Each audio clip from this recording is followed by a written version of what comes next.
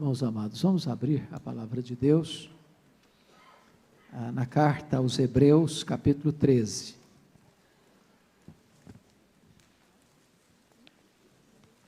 Hebreus, capítulo 13.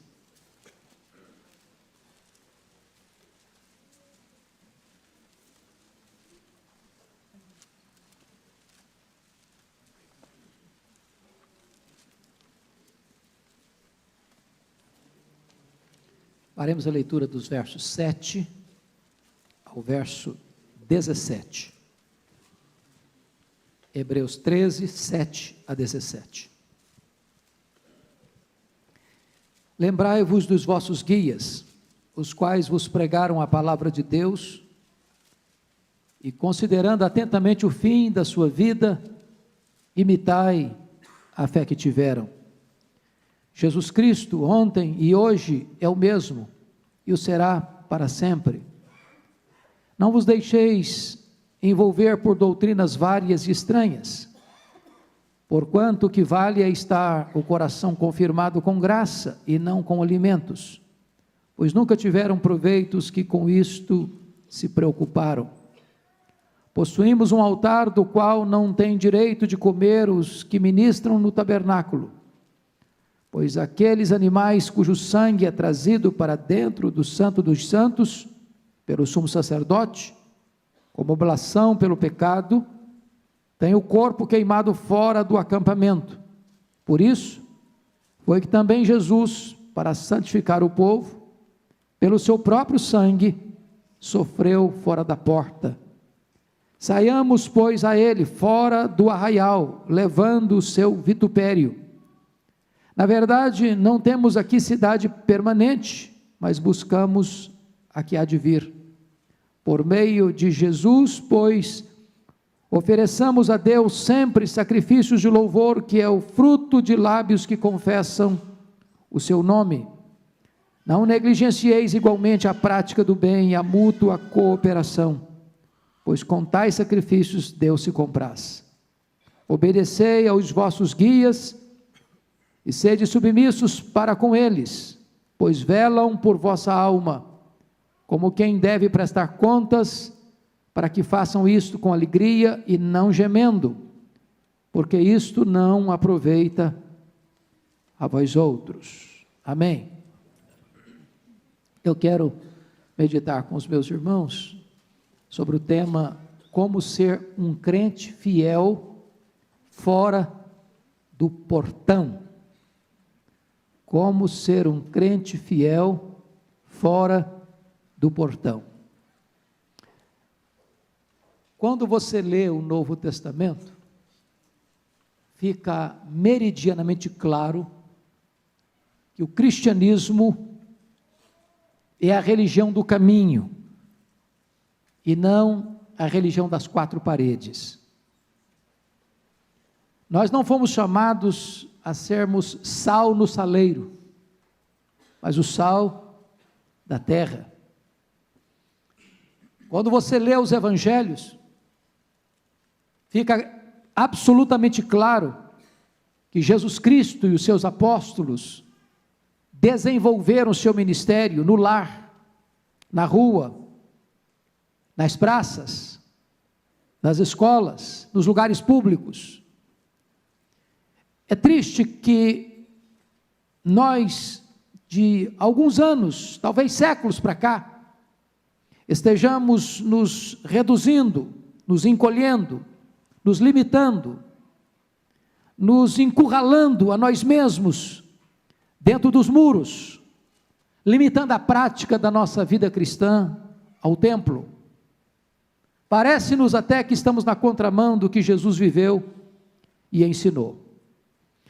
A carta aos Hebreus, talvez um tratado teológico da mais alta importância, sem o qual não entenderíamos o ministério de Cristo, sobretudo o seu ministério sacerdotal, foi escrito por uma razão muito importante.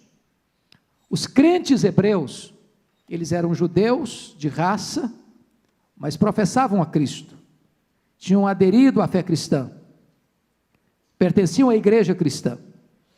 Entretanto, a igreja estava sendo perseguida.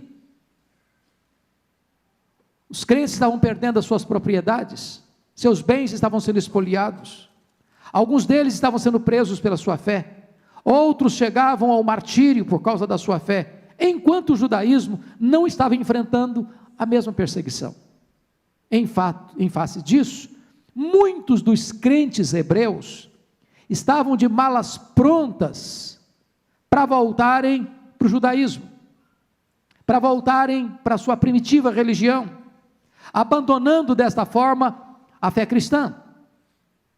Então, o autor aos Hebreus escreve essa epístola para movê-los e convencê-los de que voltar ao judaísmo era um risco fatal, era deixar a realidade para voltar para as sombras. E ele desenvolve em toda esta epístola uma tese: Jesus Cristo é melhor do que os profetas, é melhor do que os anjos, é melhor do que Moisés, é melhor do que Josué, é melhor do que Arão. O sacrifício que ele realizou é melhor do que os sacrifícios judaicos. A aliança que ele estabeleceu em seu sangue é superior à antiga aliança. O sacrifício que ele realizou é melhor do que todos os sacrifícios da religião judaica. Portanto, Jesus Cristo é o cumprimento de todo o Velho Testamento. Voltar ao judaísmo era negar a fé e apostatar. O que eles queriam, na verdade, ou que estavam sendo tentados, era para voltar ao reduto do judaísmo, que estava centralizado no templo e nos seus rituais. E desta maneira, esta carta é tão relevante, porque ela nos apresenta o cristianismo e a fé cristã fora dos portões. E à guisa de introdução, eu chamo a sua atenção para 3 pontos. Primeiro, quando você olha para o ministério de Jesus, ele passou a maior parte do seu ministério fora do portão. Jesus foi uma espécie de pregador itinerante. Quando alguém se propôs a segui-lo, ele respondeu: as raposas têm seus covis e as aves do céu ninho, mas o Filho do Homem não tem onde reclinar a cabeça. Jesus convoca alguns dos seus discípulos onde? Na praia, na coletoria, nas ruas. Jesus faz discípulos onde? Nos banquetes. De certa forma, Jesus está nos ensinando que a vida cristã se desenvolve fora dos portões. Ele realizou o seu primeiro milagre num casamento. Ele percorre de Caná à cruz, mostrando que a sua espiritualidade não estava desenvolvida intramuros, mas fora dos portões. Segundo lugar, quando Jesus transita do lado de dentro do portão, as controvérsias cresciam. Ali os fariseus estavam para criar dilemas, conflitos, tensão de ideias, se opor a ele. Foi dentro dos portões, na verdade, que tudo se tramou para levar Jesus à morte e morte de cruz. Terceiro, Jesus vive fora do portão, mas mesmo assim enfrenta pressão e condenação dentro do portão. Foi dentro do portão que se tramou a prisão dele, a traição. Foi dentro do portão que se tramou a morte dele, de tal forma que, mesmo Jesus realizando seu ministério fora dos portões, ele enfrenta grandes tensões dentro dos portões. Aqui então eu quero, à luz desse texto, tirar algumas lições para a nossa vida desta manhã. Primeiro, por que devemos viver a vida cristã fora do portão? Em primeiro lugar, porque o altar é do lado de fora do portão. Olha comigo o verso de número 10. Possuímos um altar do qual não tem direito de comer os que ministram no tabernáculo.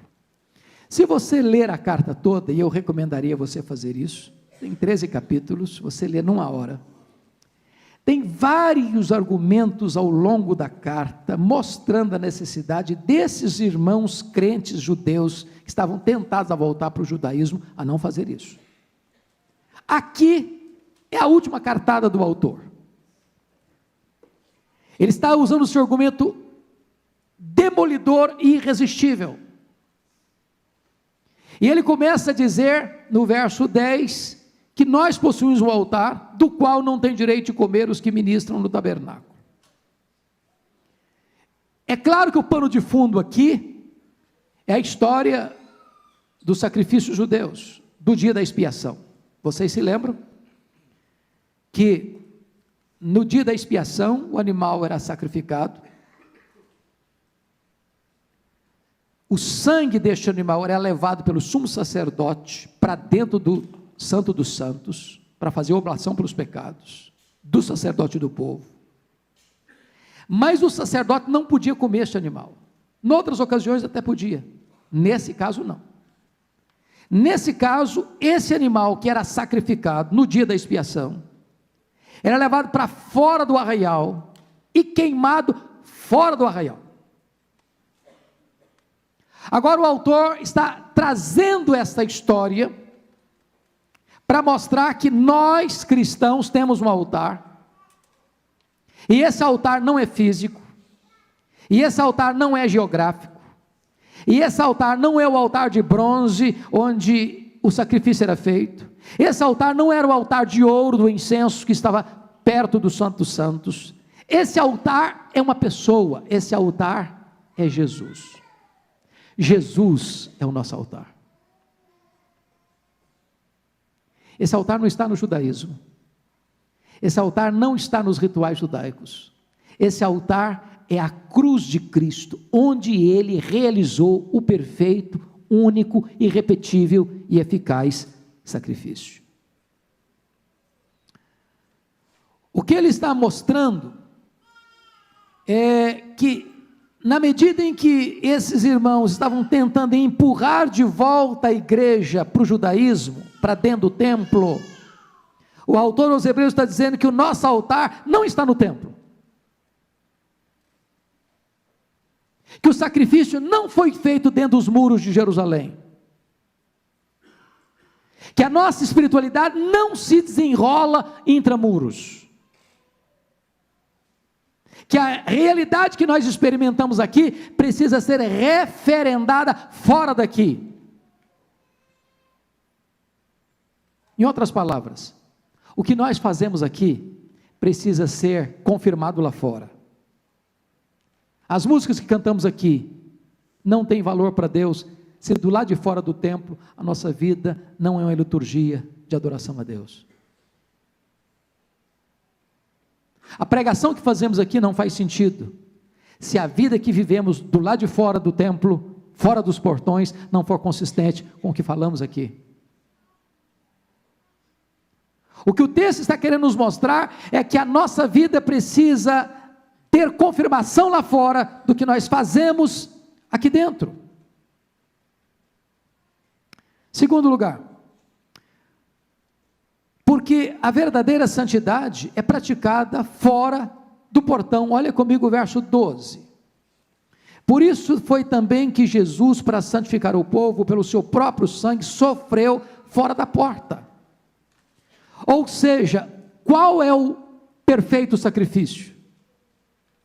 O que todos os rituais judaicos, dos animais que eram mortos, do sangue que era derramado, das oferendas que eram feitas, tudo intramuros, tudo dentro do templo, tudo intramuros, tudo dentro do portão. Mas quando o perfeito, cabal, sacrifício foi realizado, para santificar o povo, o sacrifício não foi feito dentro do portão, foi feito fora do portão. Os povos primitivos do primeiro século não aplicavam a pena de morte e crucificação dentro dos muros da cidade, sempre fora.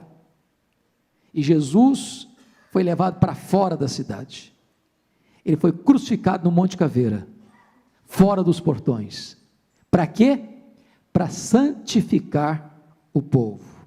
E aqui eu chamo a sua atenção para esse ponto tão importante, porque às vezes, meus amados irmãos, os fariseus tinham uma ideia de santidade intramuros, do legalismo. Mas a Bíblia nos ensina que a vida cristã pode ser santa e deve ser santa lá fora, no casamento, no banquete, nas relações comerciais, nas relações fraternais. É lá fora que você experimenta uma vida de santidade para Deus. Terceiro, porque o próprio encontro com Jesus se dá, sobretudo, lá de fora do portão. Olha comigo o verso 13. Saiamos, pois, a ele fora do arraial. Preste atenção nisso. Qual a concepção que você e eu temos às vezes? Quase que judaizante. Onde eu vou encontrar Jesus? No templo. No templo. Dentro dos muros. E eu posso encontrá-lo sim no templo. Ele está em toda parte. Mas eu posso encontrá-lo na rua, na esquina, no ônibus, no metrô, na sala da faculdade, na escola, na universidade, no hospital, na empresa, no namoro, no leito conjugal, no relacionamento familiar. Saiamos ao seu encontro fora do arraial. Você pode encontrar Jesus dentro da sua casa, dentro da sua família. É lá que você vai encontrar com Ele, é lá que você vai ter um encontro com Ele, é lá que você tem uma agenda com Ele, na mesa de reunião, na sua cozinha. Saiamos, pois, a Ele fora do arraial. Quarto lugar, porque o lugar de trabalhar para Cristo e sofrer por Ele é fora do portão. Olha o versículo 13, parte B. Saímos, pois, a Ele fora do arraial, levando o quê? Seu vitupério. Então preste bem atenção nisso. Ser crente é uma bênção. É mesmo. Mas quando você toma uma decisão de ser um cristão, você começa a enfrentar alguns problemas que você não enfrentava antes. Se você é um crente, você vai ser perseguido. Se você é um crente, o mundo não vai gostar mais de você. O mundo vai odiar você. Se você é crente, você vai ter que tomar uma decisão. Se alguém quer vir após mim, negue-se a si mesmo. Tome minha cruz e me siga. Como hostilizaram Jesus, vão hostilizar você. Como zombaram dele, vão zombar de você. Ser cristão lá fora, não é aqui dentro, lá fora, é levar o vitupério dele, a vergonha, o opróbrio, a crítica, a zombaria, o escárnio. Então não estranhe isso. Se os seus familiares que não são crentes começarem a criticar você, se os seus colegas de trabalho começarem a criticar você, se os seus amigos de faculdade começarem a criticar você, é lá fora sim, fora do portão, que você vai levar o vitupério de Cristo.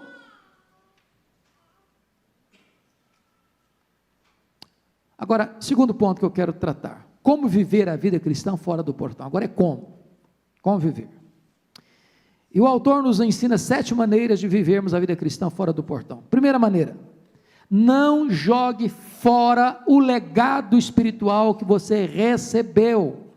Veja o verso 7 comigo. Lembrai-vos dos vossos guias, os quais vos pregaram a palavra de Deus, e considerando atentamente o fim da sua vida, imitai a fé que tiveram. Preste bem atenção nisso.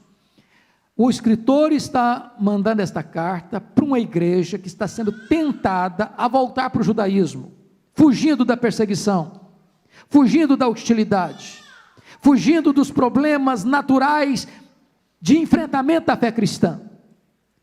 E o primeiro argumento que ele faz para manter esses crentes firmes na fé cristã e não retrocederem é esse: lembrem dos primeiros líderes de vocês. Eles não estão mais aqui, eles já passaram, mas eles deixaram uma marca, eles deixaram um exemplo. Quando o texto diz lembrem, ou lembrai-vos, significa que você e eu temos o problema de esquecer as coisas boas que acontecem com a gente, as influências positivas que as pessoas do passado exerceram na nossa vida. Para um pouquinho agora. Você pode lembrar de alguém que foi uma bênção na sua vida? Algum pastor, algum presbítero, algum professor de escola dominical, algum diácono, algum líder espiritual? que ensinou você, que discipulou você, que influenciou a sua vida? Quando você lembra, mas que tipo de líder, de guia, de pastor, é esse que deve ser lembrado? Notem comigo, ele tem algumas características, são as pessoas que pregaram a palavra de Deus. Olha aí comigo, por favor, versículo 7, os quais os pregaram a palavra de Deus, não é gente que pregou o que pensava, o que achava, o que gostava, não, gente que pregou a palavra de Deus. Esse é o líder que você deve honrar e lembrar. Segundo, é um líder que viveu o que pregou, considerando atentamente o fim da sua vida. Imitai a fé que tiveram.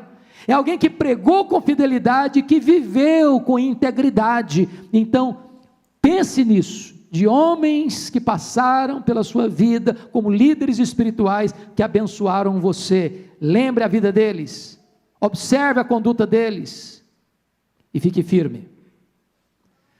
Segundo, estando plenamente consciente que Jesus é o mesmo ontem, hoje e sempre. E eu chamo a sua atenção para uma coisa curiosíssima, porque eu não sei quanto a você, mas eu já fiz essa pergunta muitas vezes. Quando eu chegava no verso 8, Jesus Cristo é ontem e hoje é o mesmo, e o será para sempre, eu não entendi. Eu falei, Senhor, parece que esse versículo caiu de paraquedas aqui. Acho que está fora de contexto. Estou entendendo nada, que vem antes, vem depois. Por que esse versículo está aqui? Tão importante, talvez um dos mais importantes da carta. E notem, ele está falando para uma igreja que está sendo tentada a abandonar a fé cristã para ir por volta para o judaísmo, e ele está dizendo o seguinte: lembrem dos guias de vocês no passado, eles já passaram, eles já morreram, eles não estão mais aqui. Mas, no verso 9, ele começa a mostrar que existe o risco, o perigo das novas doutrinas, das heresias que vão surgindo, das novidades que vão aparecendo, das novas e estranhas doutrinas que vão surgindo no mercado da fé, e entre os líderes fiéis do passado e riscos do presente, existe Jesus aqui. É para Ele que você vai olhar, é nele que você vai construir sua vida. Ele é o padrão, Ele é o exemplo, Ele não muda. Irmãos, olha para a história da igreja, tivemos momentos de fidelidade, tivemos momentos de decadência, tivemos momentos de defesa da verdade, momentos de ceder às heresias. Nessas horas em que nós estamos rodeados de tantas doutrinas estranhas, de tantas doutrinas novas, é preciso você parar e dizer o seguinte: é para Jesus que eu vou olhar, Ele não muda.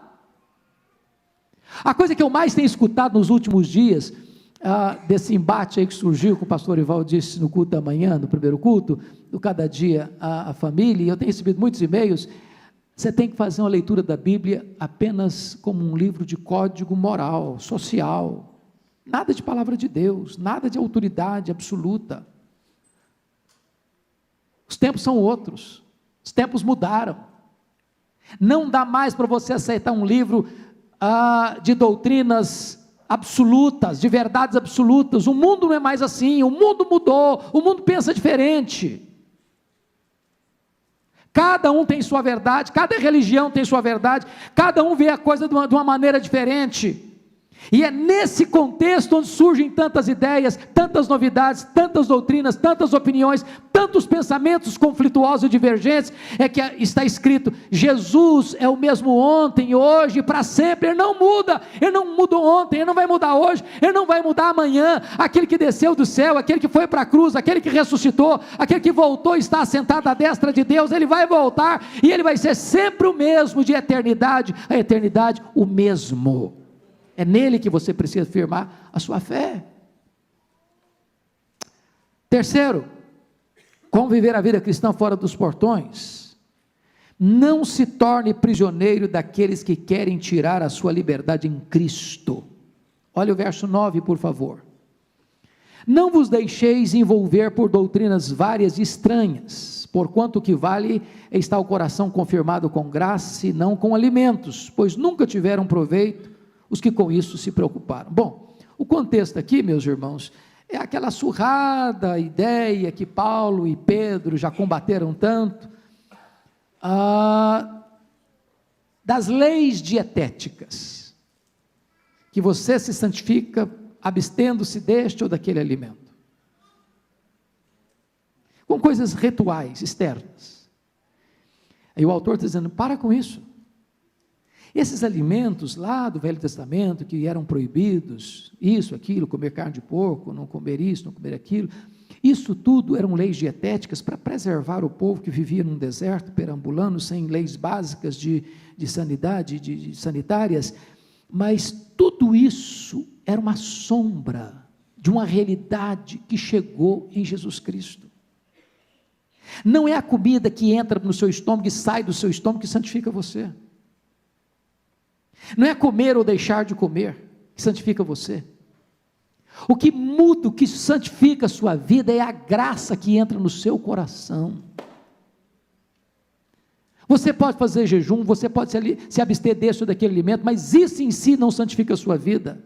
Isso em si não melhora a sua vida, isso em si não aperfeiçoa a sua vida. O que melhora a sua vida, o que transforma a sua vida, o que santifica a sua vida, é a graça de Deus que opera e age no seu coração.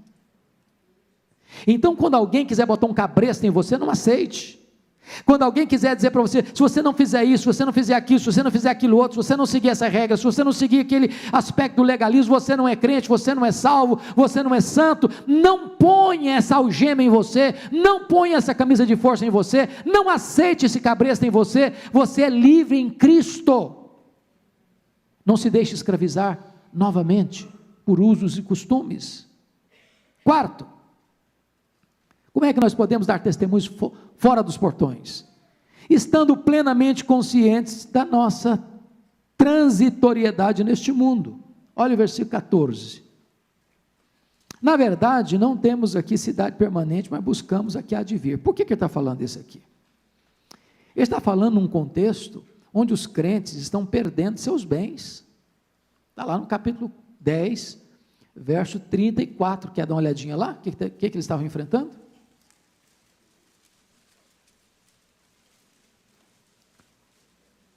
10:34, olha aí. Porque não somente vos compadecestes dos encarcerados, como também aceitastes com alegria o espólio dos vossos bens, tendo ciência de possuirdes vós mesmos patrimônio superior e durável. A ideia é a seguinte: bom, mas se eu sou crente, ok, e se eu estou sofrendo pressão? E se vier um momento de perseguição? Estão vendo aí o que está acontecendo na Bolívia? Está aí um movimento, os pastores da igreja evangélica na Bolívia, porque se estabeleceu uma lei lá que vai ser proibido ser crente na Bolívia. Vocês estão percebendo que no mundo inteiro está tendo essa onda agora? E se vier uma perseguição? E se eu não tiver liberdade? E se eu não puder me reunir mais? Isso prejudicar a minha vida profissional? E se eu perder dinheiro com isso?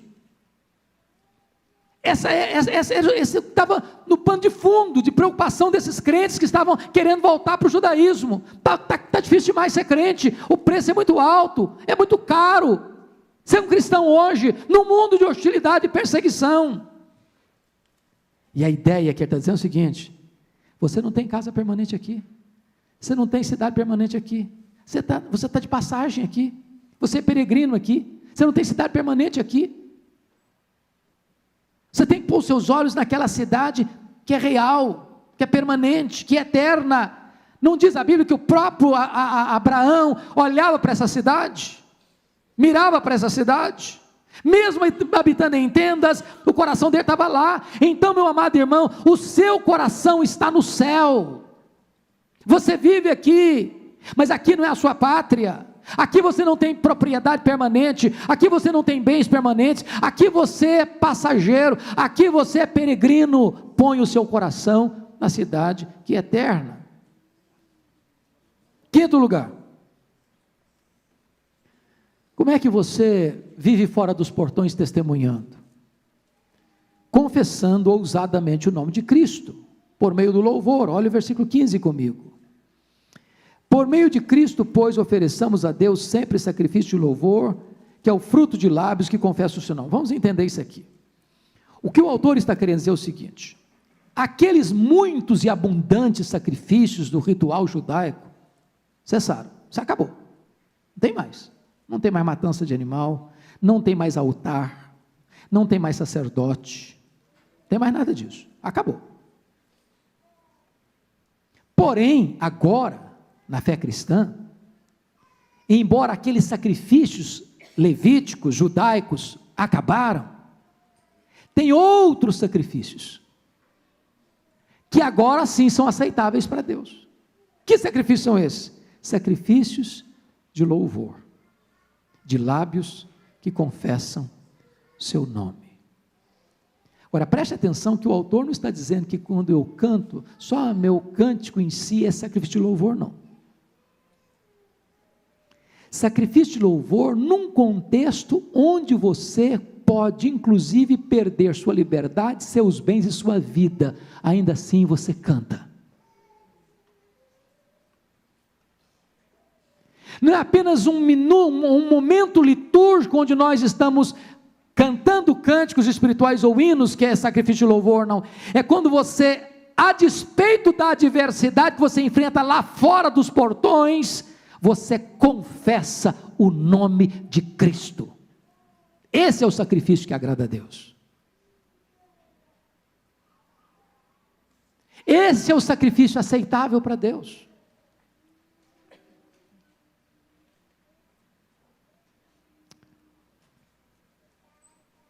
Sexto lugar, exercendo a prática do bem e a mútua cooperação. Olha comigo o verso 16. Não negligencieis igualmente a prática do bem e a mútua cooperação, pois com tais sacrifícios Deus se compraz. Não tem mais matança de cordeiro, não tem mais altar, não tem mais sangue. O sacrifício de Cristo foi completo, perfeito, mas agora Deus se compraz nesses sacrifícios. Primeiro, a prática do bem. Prática do bem. 2018, planeje práticas do bem. Onde você vai fazer algo que você talvez não tenha feito até hoje. Eu quero fazer algo positivo, concreto, para ajudar alguém. Ajudar alguém. Tem gente precisando de ajuda? Na sua família? Os domésticos da fé? Planeje isso. Esse é um sacrifício que Deus quer e se agrada. Mútua cooperação, não apenas de apoio moral, não apenas de palavras, mas também de socorro, de ajuda financeira. É de você chegar e socorrer o outro, abrir a mão, abrir o bolso, abrir o coração, abrir a casa. Esse é o sacrifício que agrada a Deus, fora dos portões.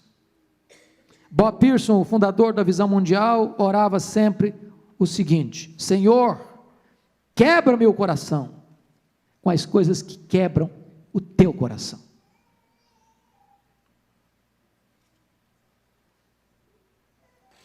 Olhar a vida e o mundo pelas lentes e pelos olhos de Deus.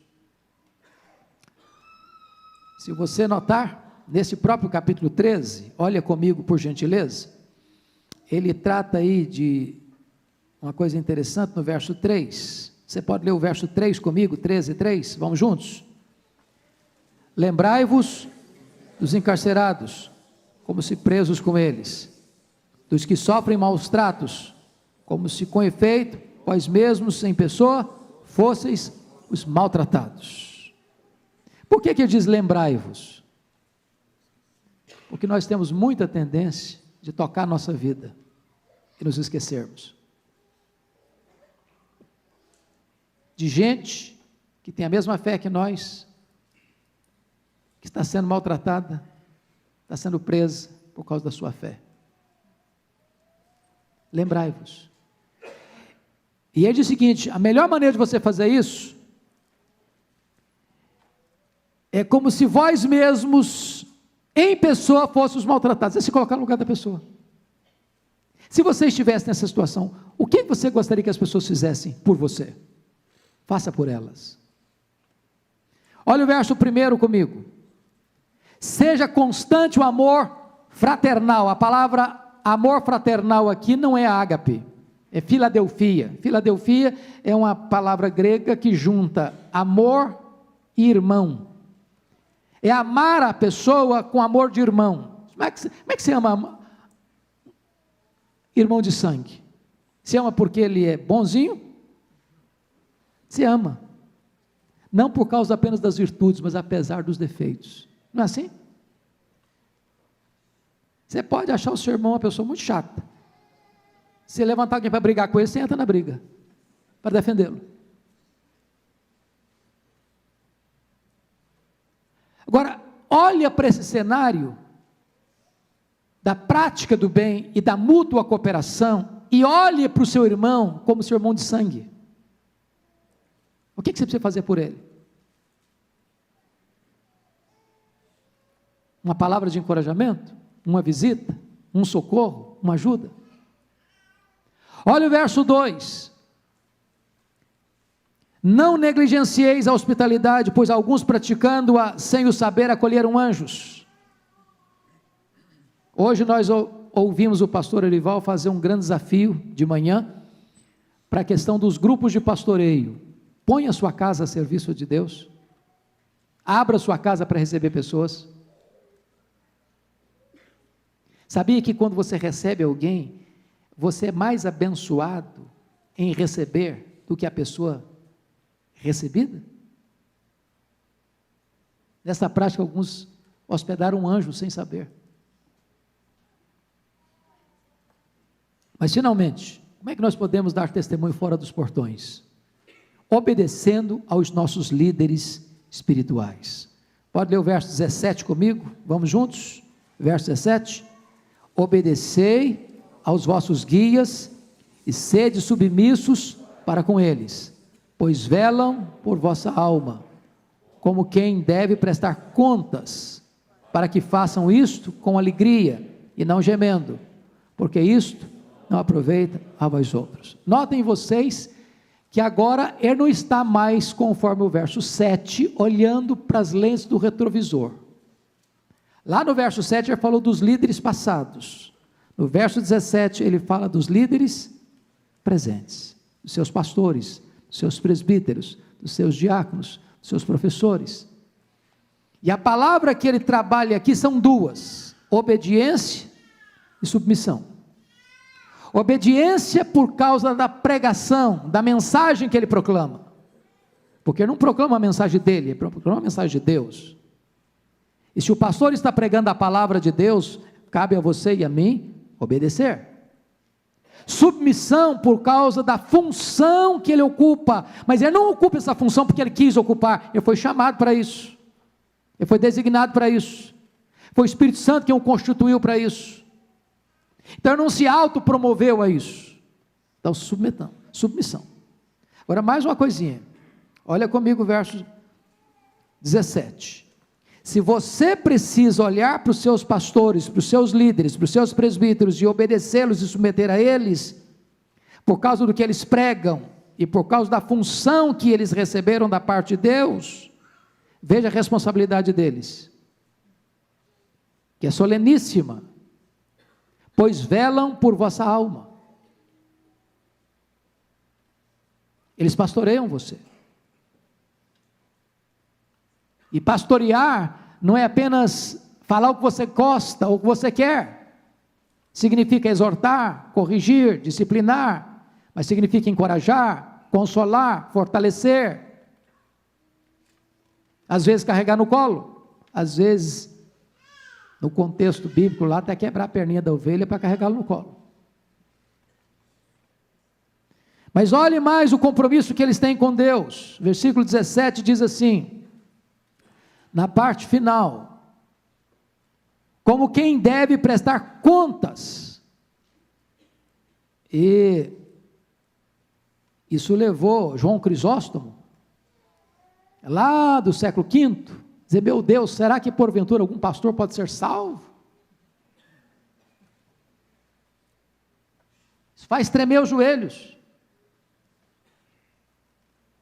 Porque é nossa responsabilidade velar e vamos dar contas a Deus. Então entenda que o seu pastor, que o seu presbítero, que o seu guia espiritual, que o seu líder espiritual é alguém que tem um grande peso sobre os ombros. Agora, o texto termina dizendo que você pode ter dois tipos de ovelha. Tem ovelha que escolhe o pastor. Tem ovelha que faz da vida do pastor um inferno. Tem ovelha que atormenta o pastor. Olha aí. Para que façam isso com alegria e não gemendo. Tem ovelha que faz o pastor gemer. Nada está bom. Critica tudo. Se pregou pouco, não preparou. Se pregou demais, o sermão está longo demais.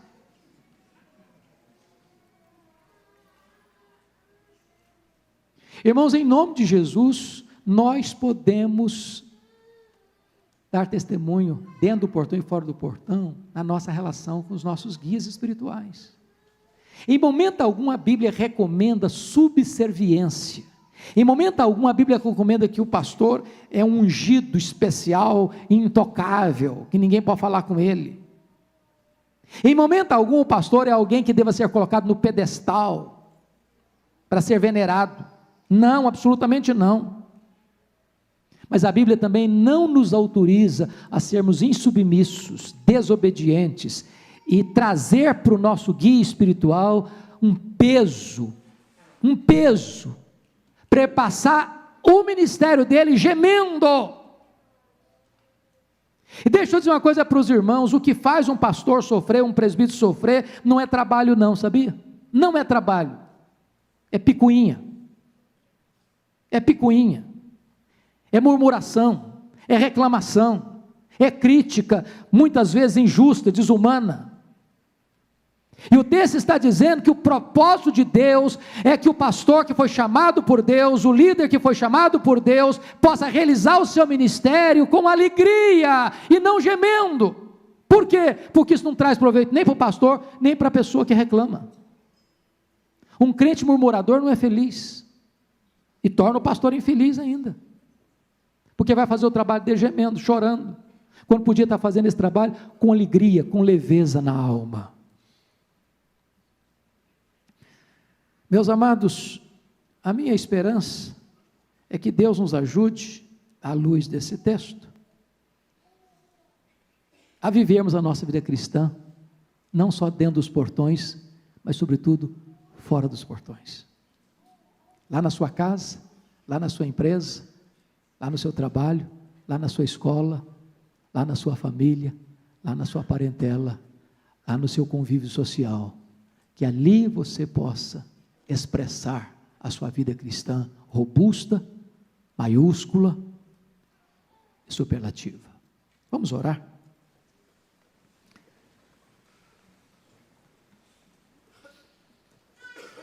Eu vou pedir ao nosso pastor Ival, para vir orar por nós.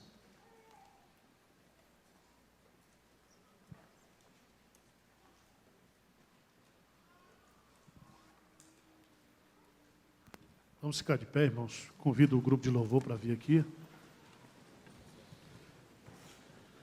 Eu não encomendei o sermão não, tá? O pastor pregou, orientado pelo Espírito Santo. Tem pastor que encomenda sermão, mas aqui a gente não encomenda não, né? Senhor Deus, nós estamos felizes porque estamos na Tua casa com os nossos irmãos. E é melhor estar aqui do que estar em qualquer outro lugar do mundo, Senhor. E que essa palavra que foi pregada aqui possa nos instruir, nos ajudar a praticar, Senhor, a vida cristã, tanto aqui na igreja como fora. Que nós não tenhamos, ó Deus, um duplo procedimento.